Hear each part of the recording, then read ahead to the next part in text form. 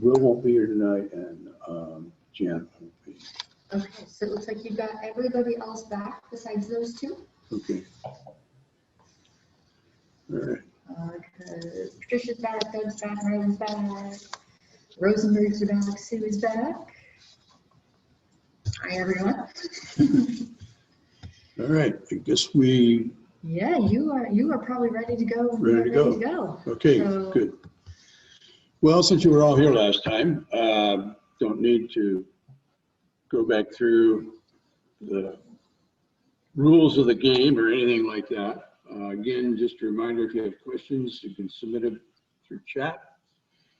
I'm going to run through a couple things from last time and then get us up to where we were. Because a couple clarifications and corrections I wanted to make.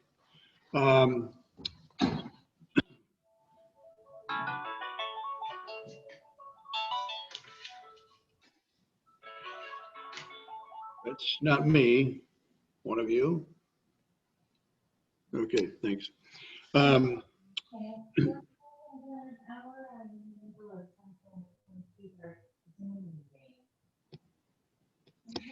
Just a reminder, first of all, that the status of the political parties back in the 50s and 60s had a much wider scope than what we are doing today. And that the methods of achieving consensus in Congress was achieved by the fact that they oriented themselves from staying within, staying within like the 30 yard line on the football field here. So they were all clustered around the midfield and didn't have as far to come from in terms of reaching agreement on things.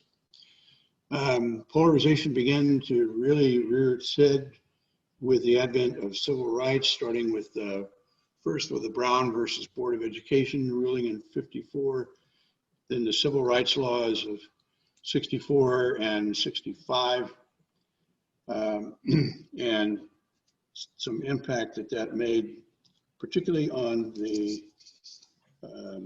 Dixiecrats. And I misspoke about one thing. I wanted to kind of clarify about that, and that I said that with the '64 and '65 civil rights laws, that the Democrats, the Dixiecrats, jumped to the Republican Party, and they actually didn't go as a group.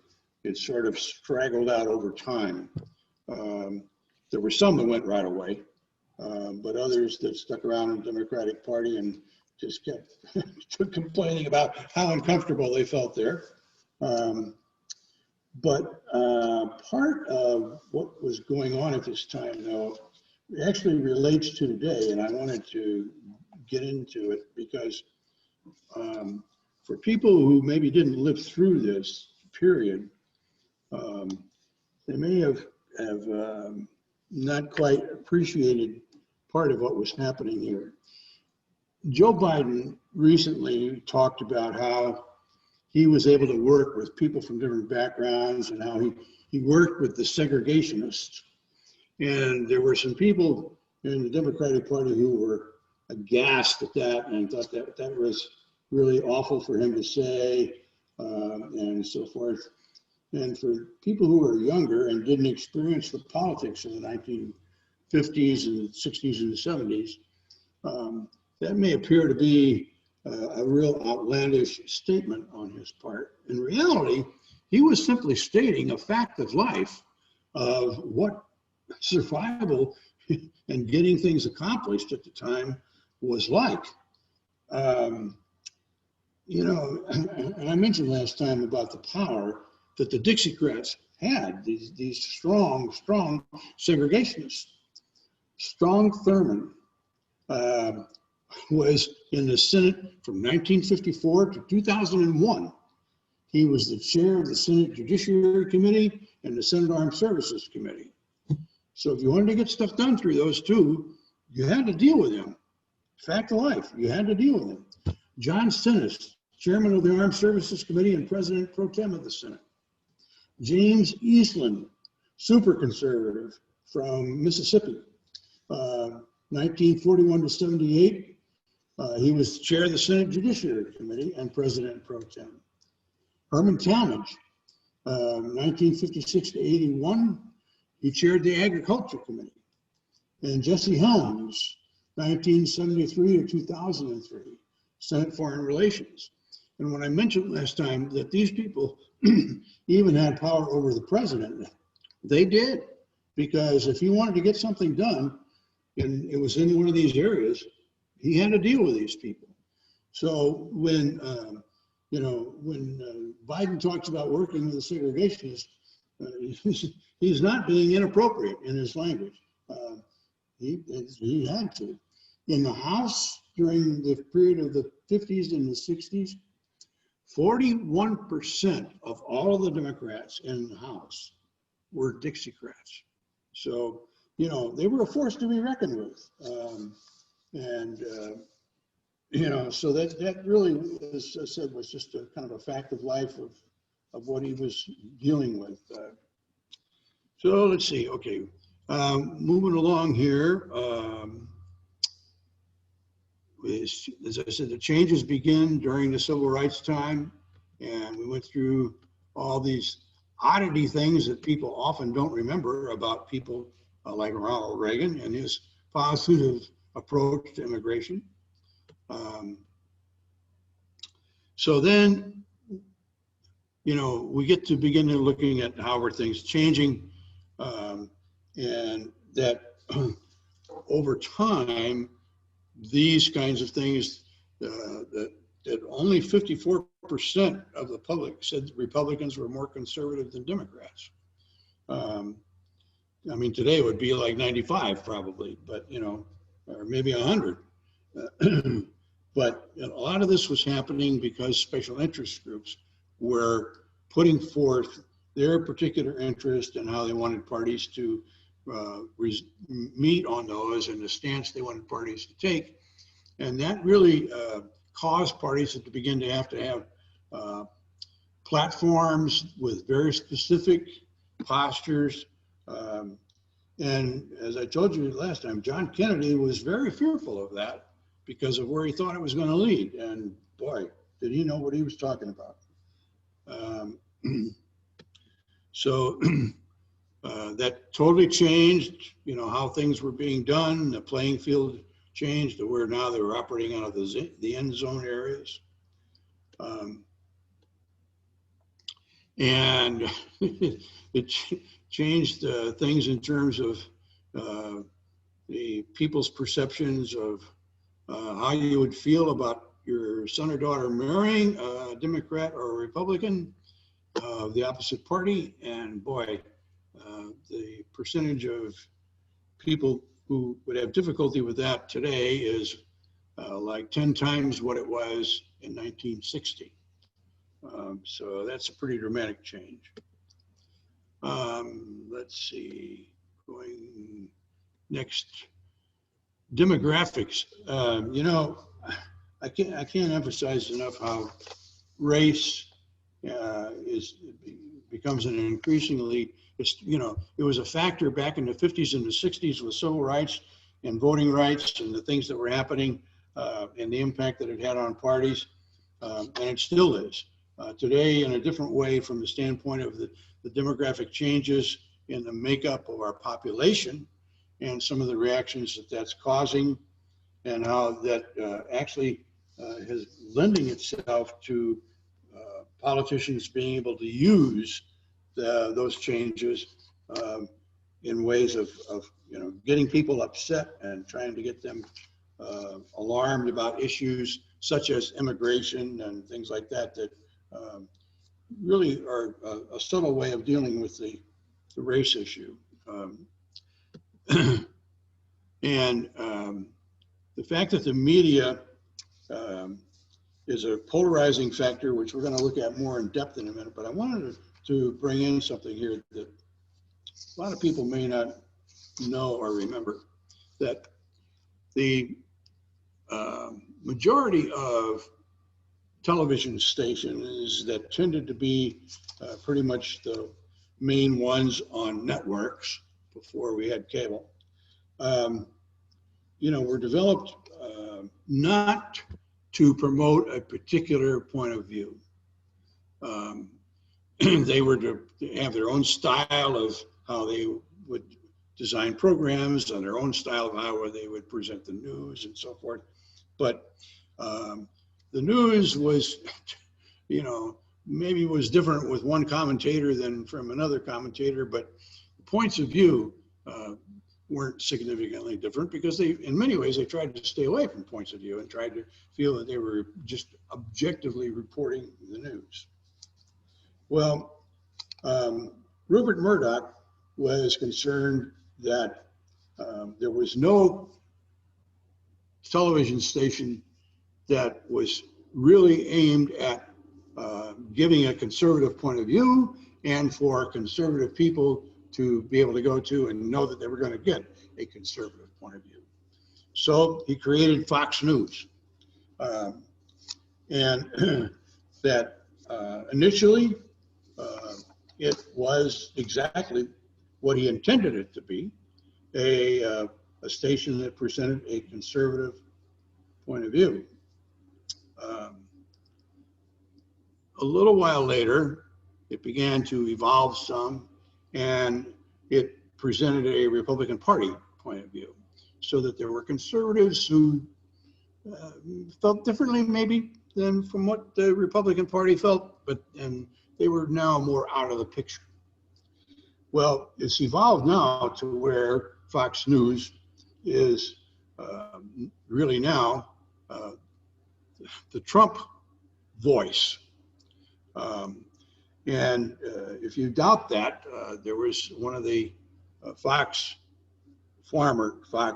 network employees interviewed last week, who indicated that Trump and Sean Hannity talk together about the news and what should be on and what's going on and what his policies are going to be 2 to 3 times a day. So Trump has an awful lot to say about what gets on Fox News now. So its scope has narrowed down considerably. And there are Republicans even who are very concerned about the fact that the point of view on Fox has become narrower and narrower. So that's a little bit of background there. Now we're going to get up to looking at what do we know about the news today? Well, this is All Sides Media has put together a couple of charts that we're going to look at. What they've done here is looked at all the news media and they evaluated them and placed them in one of 5 columns. This column is the center column, which they feel is represents the media that are, in their opinion, most objective, most neutral, most unbiased in their approach to the news. This column here, slightly to the left, are ones that are somewhat liberal. These are more liberal. These are somewhat conservative. These are more conservative. So let's look at this a minute. In this objective column, you've got the AP News, BBC, Bloomberg, Christian Science Monitor, NPR, the news aspects of the NPR. Reuters News. Why did I get small here? Well, it's still big on your screen. That's good. Okay. And the USA Today, Wall Street Journal, the news in the Wall Street Journal. Okay. Then, those who are slightly conservative are, you see here, the online news department of Fox News is here. Market Watch, Newsmax, the news in the New York Post, the Post Millennium, the Reason, I'm not familiar with that publication, Wall Street Journal's opinion page. So the news from the Wall Street Journal is centrist. Their opinions are somewhat more conservative. And the Washington Times. Then to the far right, you've got the American Spectator, Blaze, come down to the opinion of Fox News, the National Review, Newsmax, and Owen, which I don't really know that.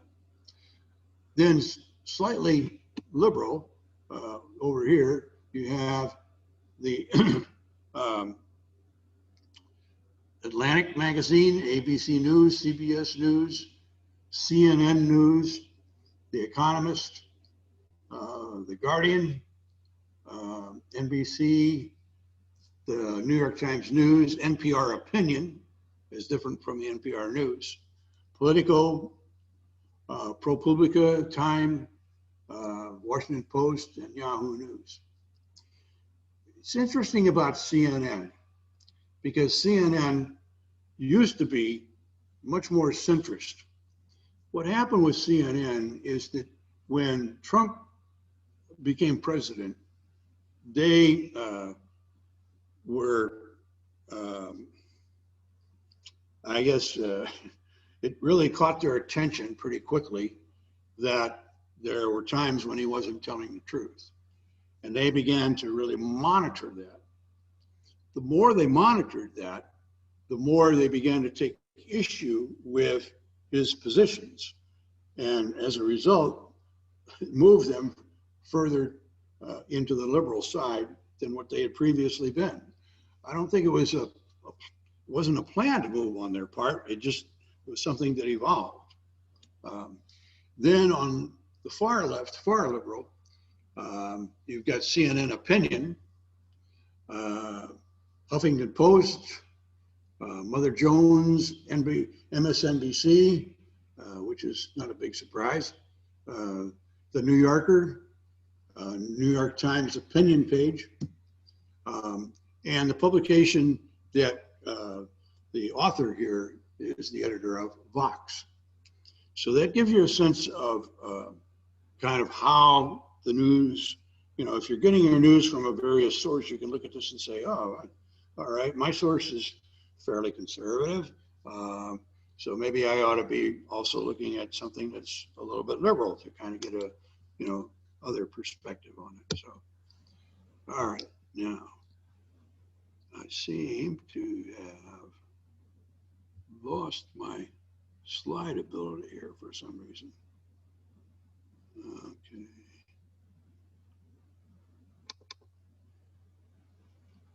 Well, come on now. Okay. This is also by media bias. This chart looks at some of the same kinds of perspectives in terms of where things fall. And, obviously this is the center part here. Luckily, we've got that other, chart to look at because this is really hard to decipher. And then these are more liberal, most liberal, over here, somewhat conservative and more conservative. Sorry, I forgot to turn my phone off. Now, there's a big difference, though, in another aspect of this chart that is really important. That is, there are boxes here, you see, the green box, the yellow box, orange box, and a red box. The green box indicates that these news sources are very involved with strictly, they really try to do a good job of straight fact reporting, okay? In the yellow box, these news documents here try to give a more complete analysis, and their opinion tends to be, pretty fair, pretty objective, but it does have some persuasive aspects to it, okay? So, they are trying to work to, bring a more liberal point of view here and a more conservative point of view here. Okay. Now, you get to the red box. These publications are selective in what they put in the news, or they give an incomplete story often, and the kind of persuasive aspect that they put in, they classify as unfair. In other words, they take some facts and use them to build a case. And they don't tell the whole story, and they kind of start out with their point of view and then work to make the facts fit their point of view. Okay. Then the red box. Basically, these are categorized as propaganda documents. They contain misleading information. They're often inaccurate, and a lot of times have fabricated information, things that aren't true at all that they put out there. So this is what I was talking about the other day when I said that part of what is going on in the media now is you've got publications that view their purpose not as reporting the news anymore, but in terms of seeing, you know, they're going to create facts to establish their point of view, even if they know they're not true. So, you know, if you look at the groups, the publications that are here and the publications that are here, you want to be careful because they don't have, you know, a strong reputation of putting out information that's objective and that's true. You want to be cautious here, okay? So these two documents are helpful that way. So if you run across something and you're not sure about it, what can you do? Well, these websites are places that you can go and you can check to see whether something is actually true. Snoops, Lead Stories, Fact Checker, The Washington Post, and Quote Investigator. These are all objective sources where you can go and put something in and say, okay, you know, is this true or not? You know, I mean, so let's take a little example here. This is something I received from a woman here in Decatur about a week ago, and it was passed on, and she passed it on as that she had this and that it was true. And the item was that Marion Robinson, Barack Obama's mother-in-law, receives a $160,000 government pension because she babysat their children, Obama's children, during his time he was president. Now, it's true that she did babysit his children, but it's not true that she gets a pension, okay? That's a false rumor, and it originated from a fake news website. And when I put it into FactCheck.org, this is what I got, that it's not true, and then it cites exactly where it came from, this Boston Tribune, which is a fake news website. But it's been passed on and passed on and passed on. When this person put this up on Facebook, there were all kinds of responses. Oh, that Obama, I knew he was a terrible person, and now look what he's getting away with. All that kind of stuff, okay? So you have to be very careful about stuff that you see, and in this day and age, because there are a lot of things that are circulated that often the people who put them together, like in this case, this fake news website, they put this stuff together knowing that it wasn't true, okay? And one media guide put together these suggestions for people. If you're reading or listening to something and it evokes a strong emotional reaction on your part, either very positive or very negative, you better investigate it. Chances are there's something wrong with it.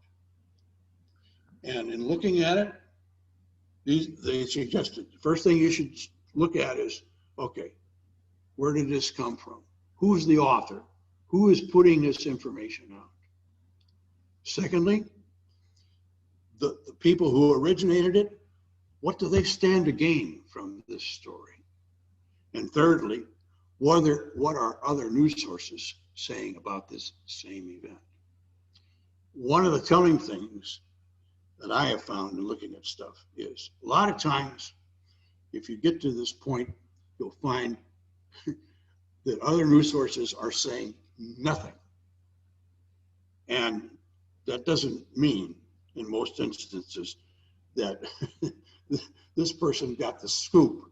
What it means is there's not any validity to it, or you would see it in multiple news sources.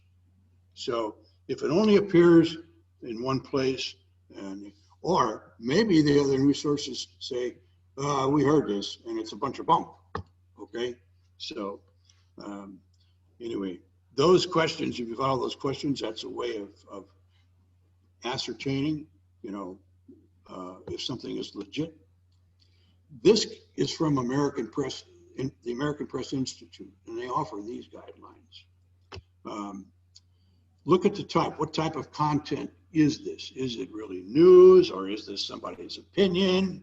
Got to be careful, because a lot of times they put out stuff that really is somebody's opinion and try to camouflage it as news.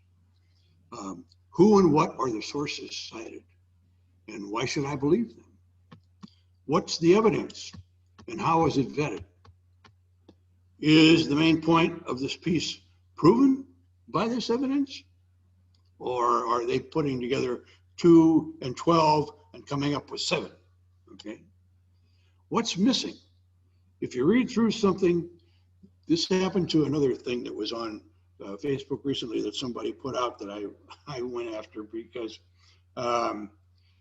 there was an implication here that something had happened, and yet there were the background, what you would normally see in the way of substance behind an incident like that, was totally absent. It wasn't there at all. And when I checked it with one of the verifying source websites, sure enough, it was not true. And am I learning every day what I need? Well, basically what that means is, am I going to this news source?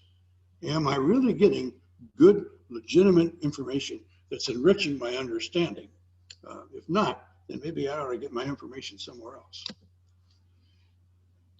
This faulty information, what kinds of things is it causing? Well, misperceptions are very high. This was recently done, and it was part of the book. They looked at in some surveys of people in terms of what's their understanding of current information. Misperceptions were high among everyone, but they were particularly exaggerated when people were asked to describe the other political party.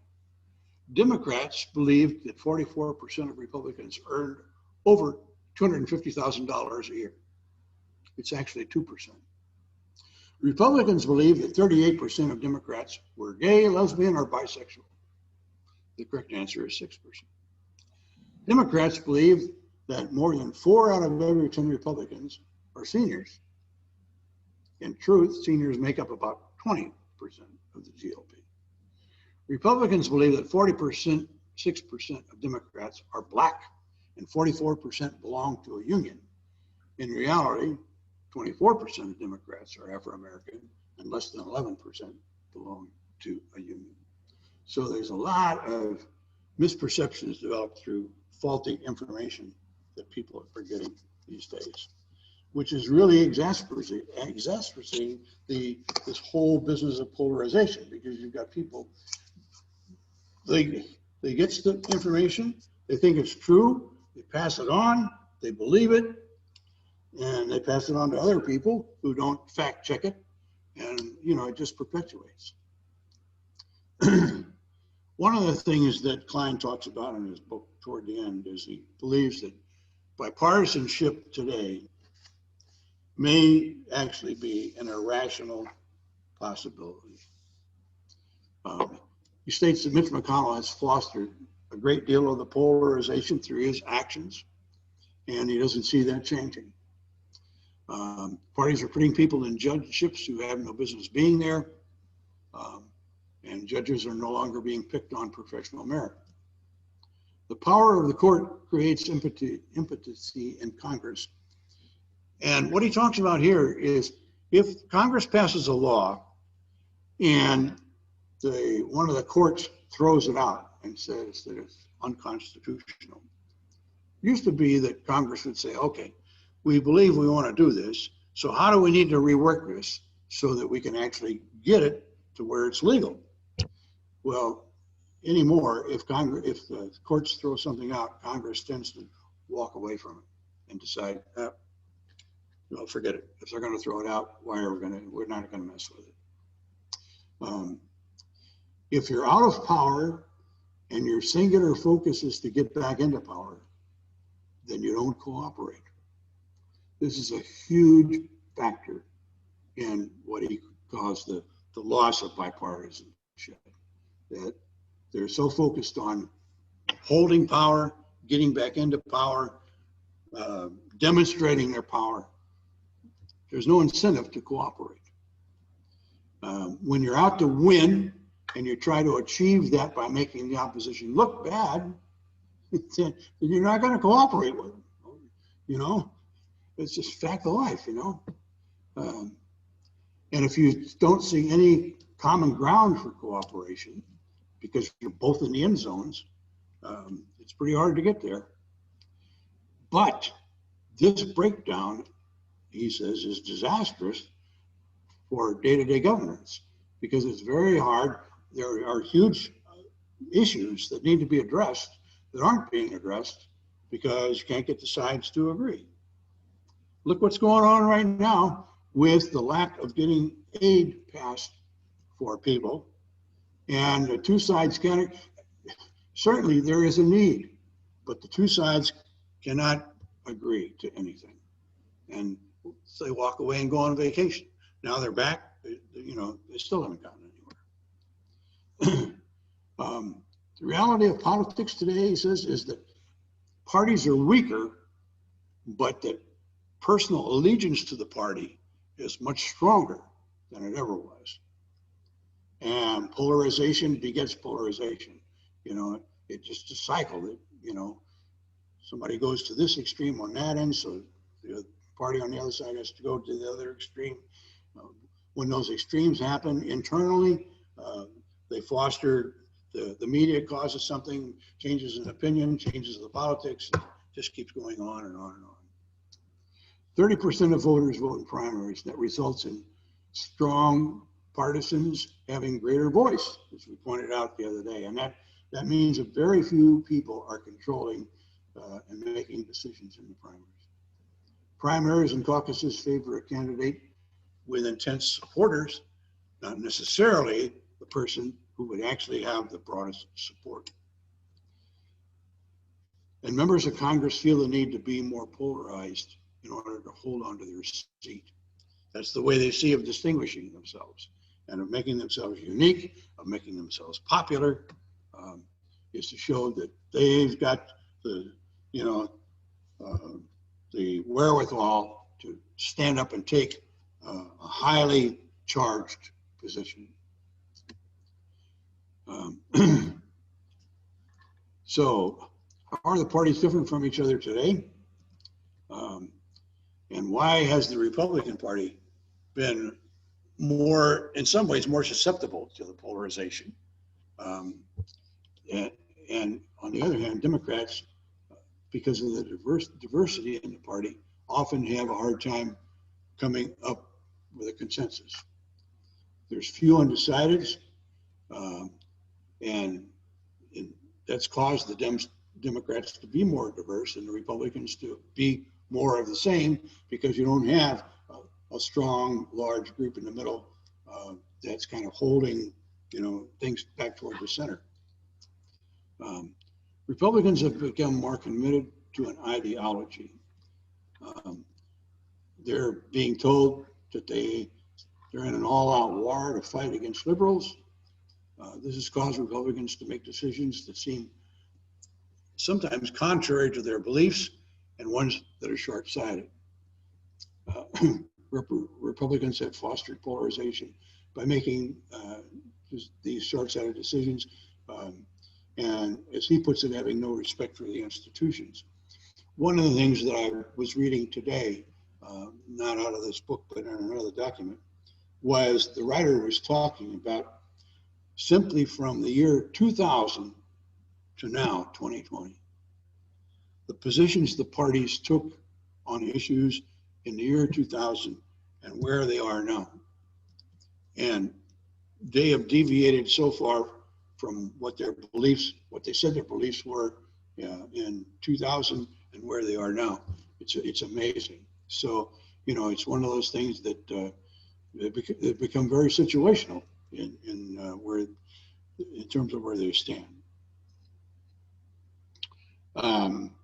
The media charges people up with this war mentality, and that, you know, people are, the party should do whatever it takes to get the job done, and you know, to support Trump at all costs, and you know, do what seems to be immediately expedient. And part of what Klein is talking about here is that he said, he points out things like the decision that Mitch McConnell made of not having a hearing on a Supreme Court justice, and the Republicans in the Senate not really following through with a full impeachment process. That those are short-sighted decisions because they're going to come back to haunt them at some point, and that they need to think about that, but they don't seem to really be doing that. And, you know, those are quick and easy examples of the Republicans, but the Democrats do the same kind of thing, instead of making decisions that are more long range. So it makes it hard then for people to have faith in them when they see that, you know, that they make these expedient decisions. So Klein says, if the game can't be fixed, what are we going to do? Well, he offers some ideas and says that if this is the way the game is going to be played, then maybe what we have to do is alter some of the institutions in order to make the institutions work in this new game field. He talks about changing the makeup of the Supreme Court. His suggestion is that you expand the Supreme Court to 15, that you make it clear we're going to have 5 Democrats and 5 Republicans. And, you know, those people are nominated as good judges, but they're definitely, you know, representing the interest of those 2 parties. Then those 10 appoint the other 5 as a way of helping, you know, create a court that's got some balance to it. Get rid of the debt ceiling. He feels that this is a stupid process, that all it does is give one party, the party that's not doesn't hold the presidency, the opportunity to try to hold the president hostage at a time, you know, it can be every 3 months, the way the law is. And he says they ought to get rid of the debt ceiling because they're gonna approve it anyway, you know. So just get rid of it. Change the budget process. He says, you know, we don't really have a budgeting process because everything operates on a continuing resolution year after year after year because Congress can't agree on a budget. He said, what they should do is pass a law that says, all right, if we by October 1 haven't agreed to a budget, then last year's budget will continue for this year with X amount of increase in each program. And that way, the programs don't suffer, but because they've got some built-in, you know, raises that occur, and you know, and the government can go on. It isn't, you know, held up because Congress can't agree to a budget. There ought to be an automatic economic stabilizer that kicks in. You know, one of the things that Wall Street has now is if stocks begin to move precipitously in one direction or another, that there are things that automatically kick in to avoid stocks from just, going disastrously crazy. And he said, we ought to have the same kind of thing in the terms of the government economy. If things start to really go crazy,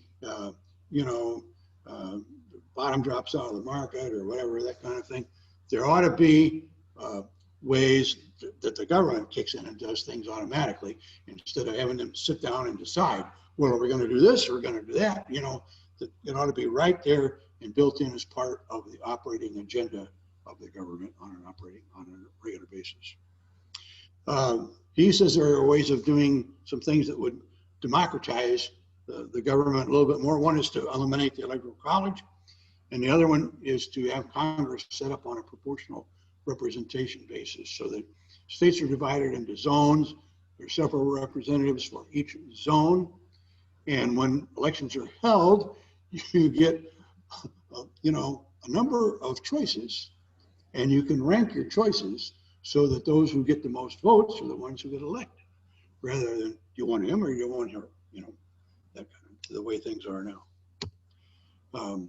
Now I've added to this my list of things that I think ought to be added and change how judges get appointed so that there's not so much political things into it, but rather that judges have to be approved and be in the by the Bar Association and have to be in the top 10% of their category or something like that before they can even be considered. Judges ought to have a judicial review every 5 years. Just because they get appointed, at some point, and maybe they were really good when they got appointed, but people change, and sometimes, there have been instances we've all seen where a judge kind of begins to lose it and make some really bad decisions. Well, there ought to be a way of looking at those. Those are lifetime appointments. So there ought to be a way of setting it up to where they get eliminated, reviewed every 5 years. Eliminate the electoral college.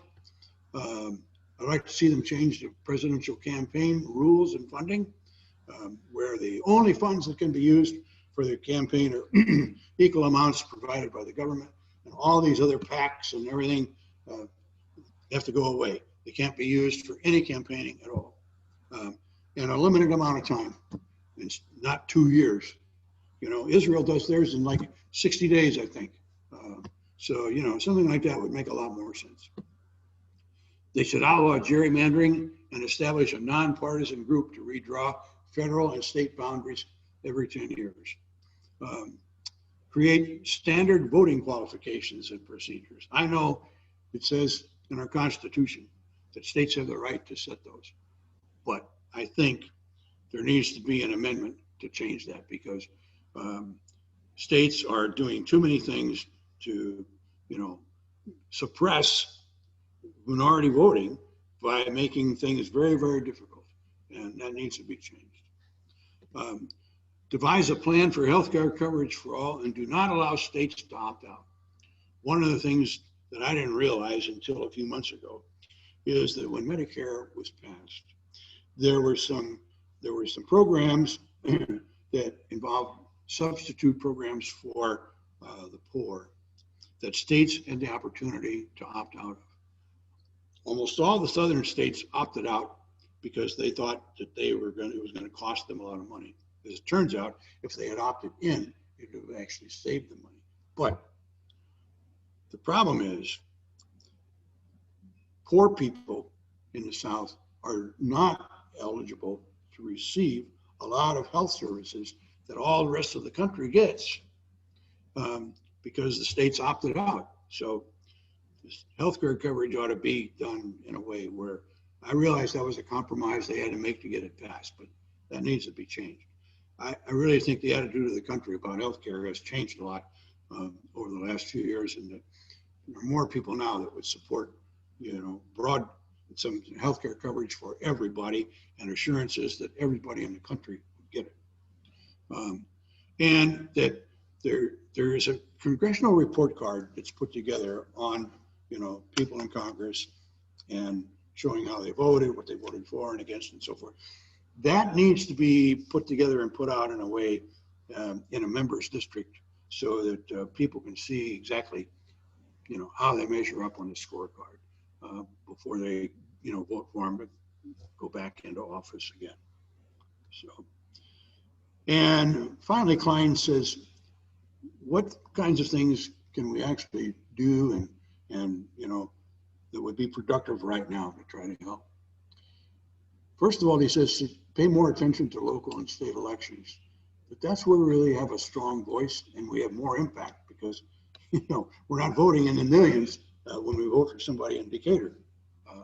And that, that's a place where we can really, make some determination about who gets elected and so forth, and not focus so much of our political attention on the national elections.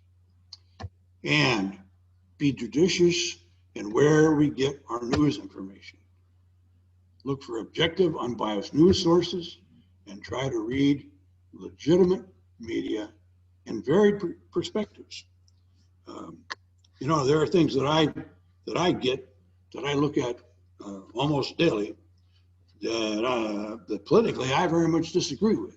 But I get them because I think it's important to understand where other people's point of view is, where it comes from, and why they feel the way they do.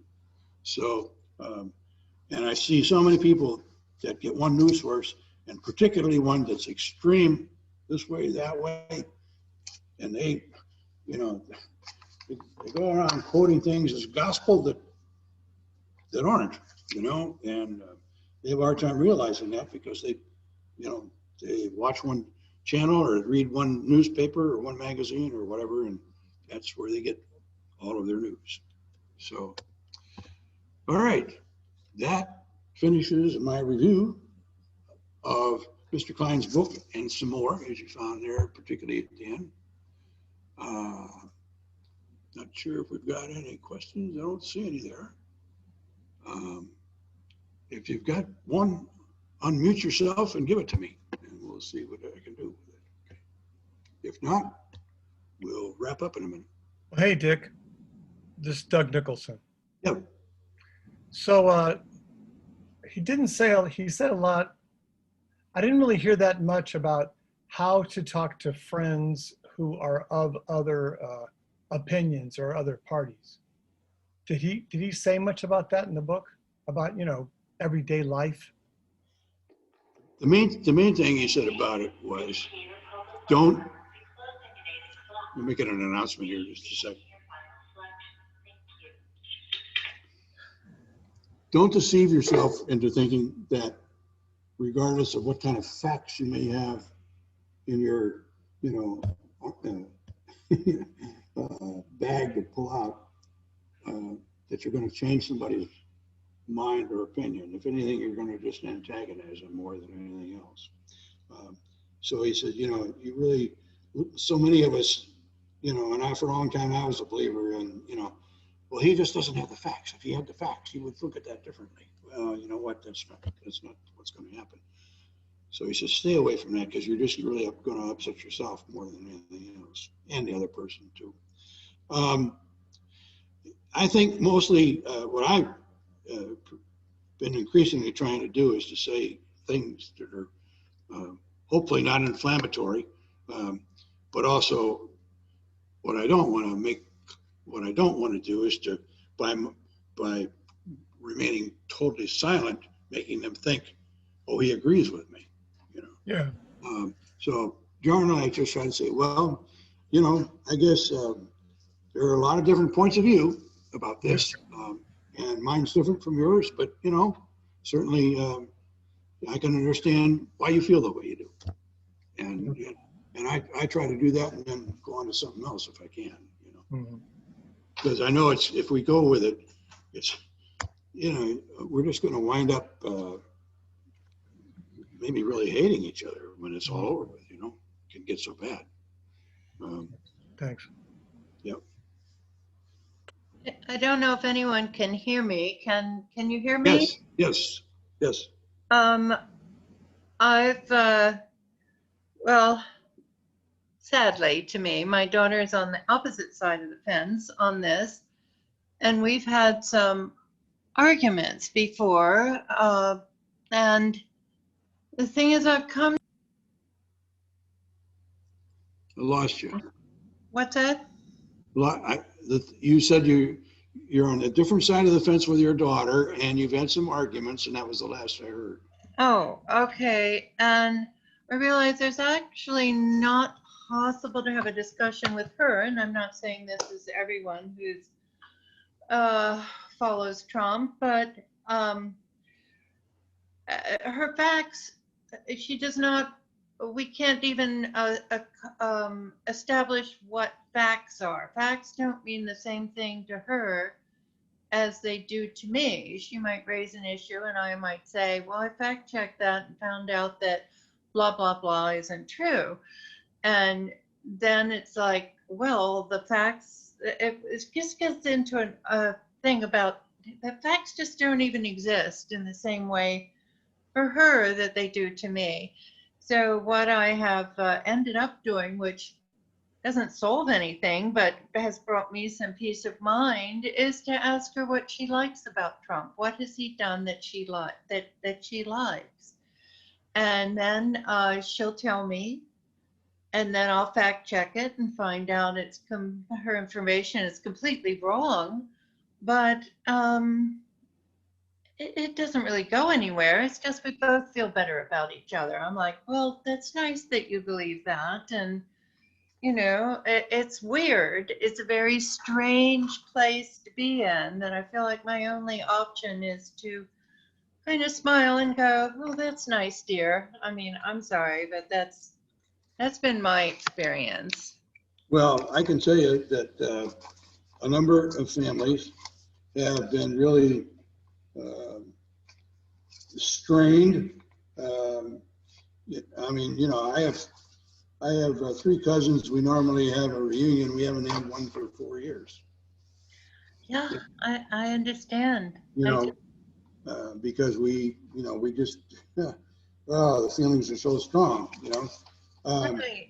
And as I was looking for the thing here where he talks about how people, when they take a political position and you start giving them what you feel are facts that are different from what they believe, that they alter, they defer, they subjugate, they do all kinds of things to what you believe are, you know, hard facts, so that they wind up, you know, holding on to their position and saying you're the one that's wrong, you know. Exactly. It's a pointless exercise. Yeah. I did this thing about positions, discussing something from a position. I read a very interesting book called I'm going to get the book. Hold on, so I don't get the title wrong. There it is. The Coward's Guide to Conflict. And this book is by Timothy Erza. Anyway, he said, well, if you're going to talk to anybody about anything from a position of, you know, taking a position, this is right, that's wrong, this is true, that's false, whatever, conflict is you're not going to resolve things usually. And that if you want to have a discussion with someone, it's better to approach it from, well, what would that look like to you? What does, you know, I'm not saying that would even apply in this political situation, but just on a more personal level, I suppose. Anyway, the thing about positions, I think, is very germane. You know, if you're not going to talk about something from the point of view of what's right, what's wrong, what's true, what isn't true, what's left? I think one of the things that's really hard for a lot of us is that, you know, we grew up with an orientation about, you know, if you're going to form an opinion on something, do your homework, get your facts together, and know, get your facts together. What you're talking about, you know, right? And that then you're ready to have a discussion with somebody, and that you could have a discussion, and you know, here are my facts, those are your facts. Let's look at these together and see, you know, where's the common ground here or whatever. And that it's a whole different ballgame now, you know. Yeah, it You know, is. and because, you know, people who have taken a political position in particular, they're not going to change where, you know, their stance. Exactly. I think the thing that is difficult and I wonder about is, you know, I remember when I lived in a community at the time in 1973 and 74 that had a huge percentage of Nixon supporters. He could do no wrong. And I, I was convinced that he was guilty from when the first stuff started coming out about Watergate. And so anyway, I kept wondering, what's going to happen? What's going to happen if he really goes down, you know? And the irony of it was, all those people who were such strong supporters, all of a sudden, they just no longer talked about politics. You know? Wow. And so it was kind of like he didn't exist, and you know, he wasn't ever of any importance to them, and you know, they just missed the whole thing. And so I don't know. It's interesting sometimes how people deal with finding out that the facts really aren't what they thought they were. Right. Well, the library is closing up, locking the doors, turning the lights out here. All right. Well, thank you so much for having this presentation. Well, thanks for joining, all of you. Appreciate it. All right. Thanks. Thank you. Thank you. Okay.